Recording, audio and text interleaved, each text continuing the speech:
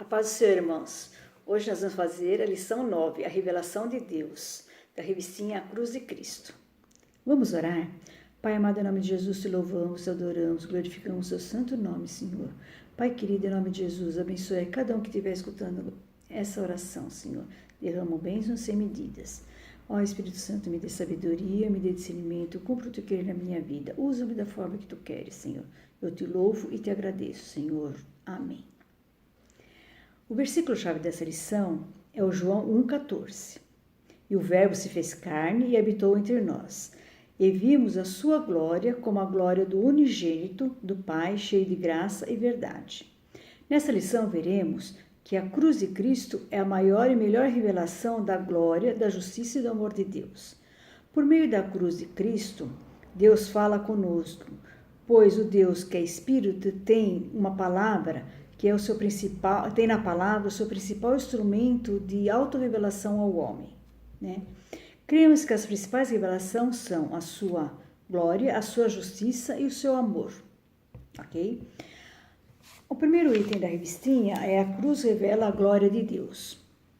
No Novo Testamento, glória é traduzida por honra, fama, reputação, resplendor, fulgor e glória.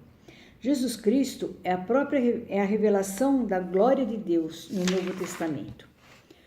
Em Lucas 2,9 fala assim: E eis que um anjo do Senhor veio sobre eles, e a glória do Senhor os cercou de resplendor e tiveram grande temor.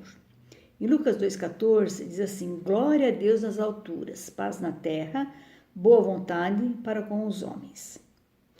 No Antigo Testamento, a glória de Deus se revela na natureza. No Salmo 19,1 diz assim: Os céus proclamam a glória de Deus. E na história de Israel, que é o Salmos 97, de 2 a 6, que diz assim: Nuvem e obscuridade estão ao redor dele, justiça e juízo são a base do seu trono. Adiante dele vai um fogo que abrasa os seus inimigos em redor. Os seus relâmpagos alumiam o mundo, a terra viu e tremeu. Os montes se derretem como cera na presença do Senhor de toda a terra. Os céus anunciam a sua justiça e todos os povos veem a sua glória. No Novo Testamento, a glória está totalmente associada a Jesus Cristo. O versículo-chave dessa lição, que é João 14,1, que diz assim: O Verbo se fez carne e habita entre nós, e vimos a sua glória como a glória do unigênito do Pai, cheio de graça e verdade. Confirma que o próprio Jesus referiu-se à sua morte como um ato de glorificação a si e ao Pai. O autor aos Hebreus ensina-nos que o Filho é o resplendor da sua glória. Está em Hebreus 1,13. O qual, sendo o resplendor da sua glória e a expressa imagem da sua pessoa e sustentando todas as coisas pela palavra do seu poder, havendo feito por si mesmo a purificação dos nossos pecados, assentou-se à destra da majestade, nas alturas, né?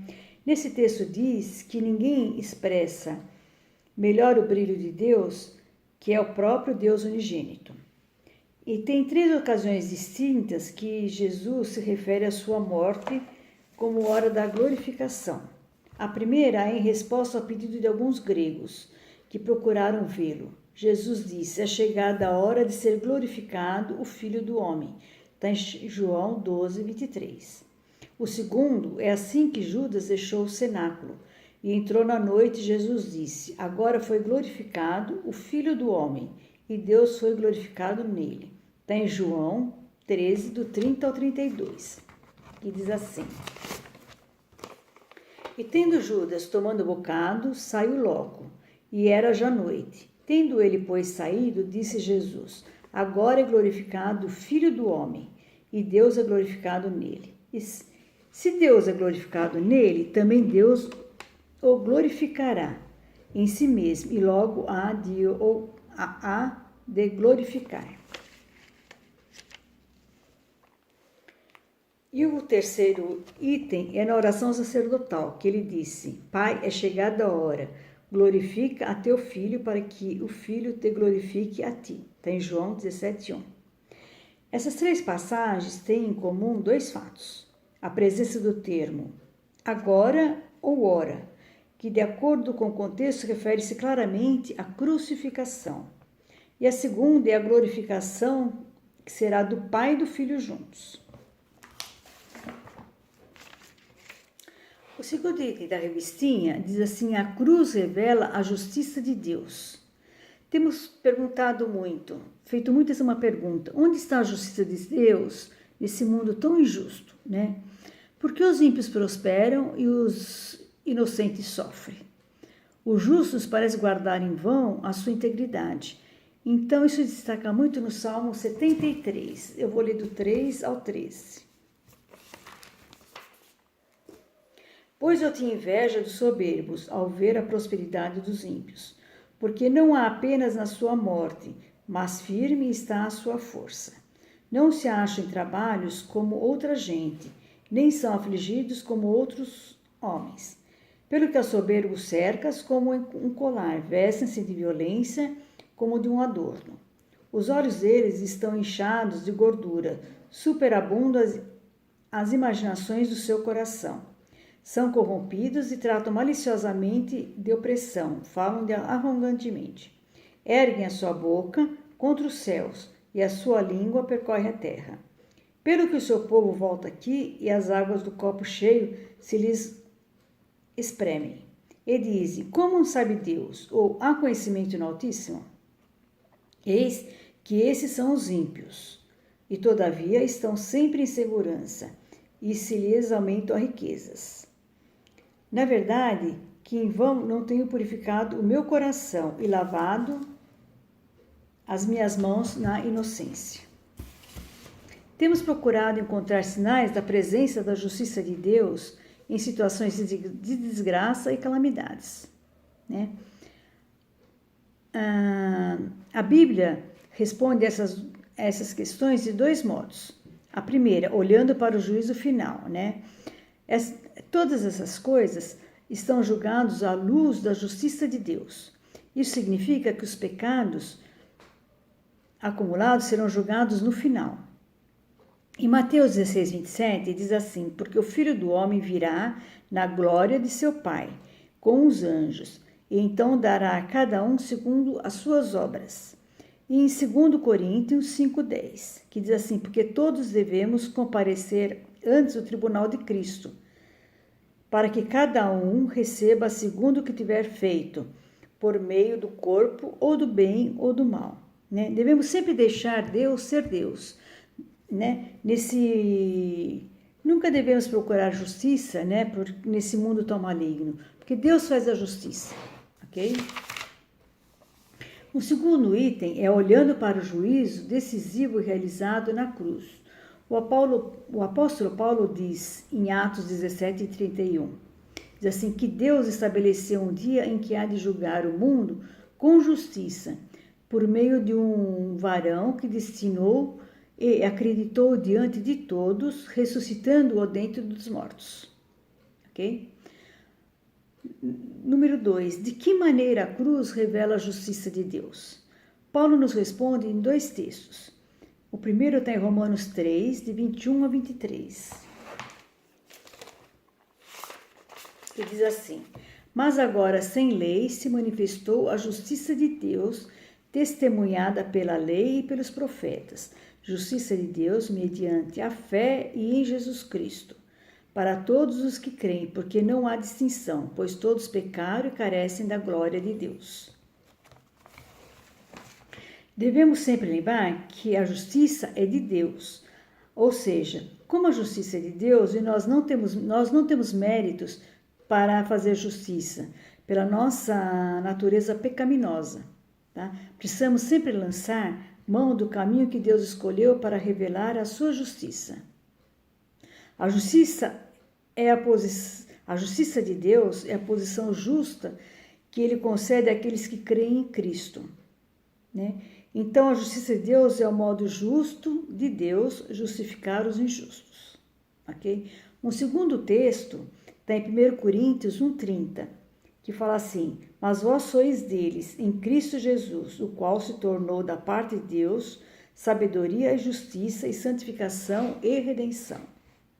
Paulo afirma que Jesus Cristo se tornou, da parte de Deus, justiça.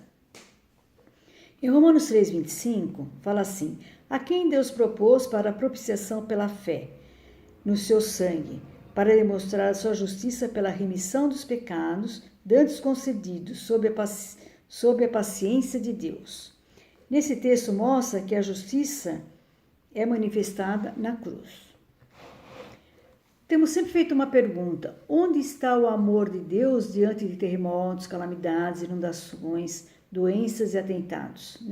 Devemos lembrar que a cruz não é a resposta para calamidades, para tragédias na vida humana, mas explica o mistério da iniquidade. O amor de Deus perdoa, mas a iniquidade do homem continua. Tá? O terceiro item da revistinha, a cruz revela o amor de Deus. 2 itens. Um é a declaração de Paulo a respeito do amor de Deus. Em Romanos 5,8, Paulo diz assim: Deus prova seu próprio amor para conosco pelo fato de ter Cristo morrido por nós ainda pecadores. Vemos que o amor de Deus é evidenciado na cruz de Cristo. Um segundo é a confirmação de João, a resposta do amor de Deus. João deixa claro em 1 João 4,10, que fala assim: nisto está a caridade, não em que nós tenhamos amado a Deus, mas em que Ele nos amou e enviou seu Filho para a propiciação pelos nossos pecados. O que é propiciação? O que significa propiciação? Significa que Ele toma sobre si o castigo dos nossos pecados e satisfaz o justo juízo de Deus contra o pecado.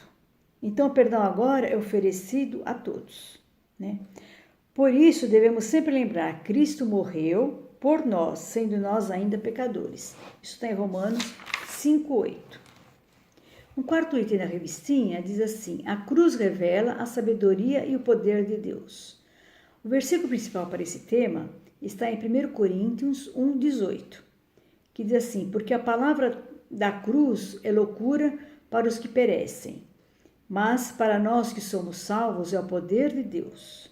Em 1 Coríntios 2,5 diz assim: para que a vossa fé não se apoiasse em sabedoria dos homens, mas no poder de Deus. A mensagem da cruz não somente abrange a sabedoria e a verdade, mas também o poder de Deus para salvar, para curar, para expulsar demônios e para redimir as almas dos pecados.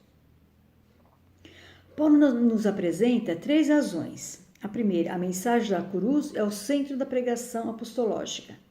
Em 1 Coríntios 1,17, ele fala assim: porque não me enviou Cristo para batizar, mas para pregar o evangelho, não com sabedoria da palavra, para que se não anule a cruz de Cristo.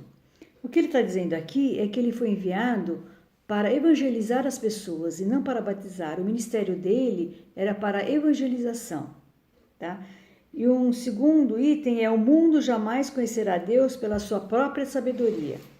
Em 1 Coríntios 1,21 diz assim: visto como na sabedoria de Deus o mundo não conheceu a Deus pela sua sabedoria, aprove a Deus salvar os crentes pela loucura da pregação. Quem quiser conhecer a Deus deve optar sempre em andar nos caminhos que Ele preparou para nós, que Ele escolheu para nós. O próprio Jesus disse: ninguém vem ao Pai senão por mim. Isso está em João 14,6. Ele está dizendo aqui que não foi nós que escolhemos Ele, e sim Ele que nos escolheu. E um terceiro item é: a razão da crucificação de Cristo revela a sabedoria e o poder de Deus. A obra única, completa e perfeita do Filho de Deus demonstra a eficácia e eficiência da crucificação. Em Hebreus 9, do 23 ao 28, ele deixa bem explicadinho. Vamos ler. De sorte que era bem necessário que as figuras das coisas que estão no céu assim se purificassem, mas as próprias coisas celestiais com sacrifícios melhores do que esses. Porque Cristo não entrou num santuário feito por mãos, figura do verdadeiro, porém no mesmo céu, para agora comparecer por nós perante a face de Deus. Nem também para si mesmo se oferecer muitas vezes, como sumo sacerdote, cada ano entra no santuário como sangue alheio. De outra maneira, necessário lhe fora padecer muitas vezes, desde a fundação do mundo, mas agora na consumação dos séculos. Uma vez se manifestou para aniquilar o pecado pelo sacrifício de si mesmo. E como aos homens está ordenado morrerem uma vez, vindo depois disso o juízo. Assim também Cristo, oferecendo-se uma vez para tirar os pecados de muitos, aparecerá uma segunda vez, sem pecado, ao que esperam para a salvação. O que nós entendemos nesse texto é que devemos saber que a morte de Cristo era necessária para colocar em vigor um novo concerto, né? Cristo realizou tudo aquilo que o sacerdócio levítico e o sistema sacrificial do Antigo Testamento prefiguraram, né? Para finalizar, a cruz de Cristo é uma demonstração da justiça, do amor e da sabedoria de Deus. Ok? Espero que todos tenham aproveitado a aula e compreendido, tá? Que Deus abençoe a todos, tá? Beijo a todos. Estou com muitas saudades.